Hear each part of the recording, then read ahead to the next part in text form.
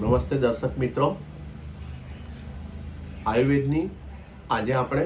ગંડૂસ ચિકિત્સા વિશે જાણીશું. ગંડૂસ ચિકિત્સા એટલે મેડિકેટેડ ઓઇલ દ્વારા મોઢાની અંદર કન્ટિન્યુઅસ 5 થી 7 મિનિટ સુધી જો તમે કોઈ પણ ઓઇલમાં વિવિધ પ્રકારના આયુર્વેદિક દ્રવ્યો જેવા કે ઈરીમેદ, ચંદન, હળદી, જાયફળ, કપૂર, લવિંગ, લોદ્ર, મંજીસ્સા, નાગકેસર અને યષ્ટિમધુ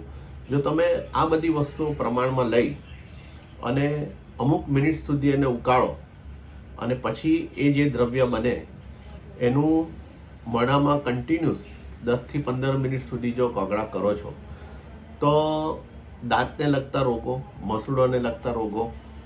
જીભની અંદર મોઢામાં ચાંદા પડેલા હોય, તમારી સબમેન્ડિબ્યુલર ગ્લેન્ડ હોય, સલાઇવરી ગ્લેન્ડ હોય, મોઢું સુખાતું હોય, ડ્રાયનેસ આવતી હોય, માવાના અને ગુટકાને કારણે જે મોઢામાં સંવેદનાનું સેન્ટર ઓછું હોય, તો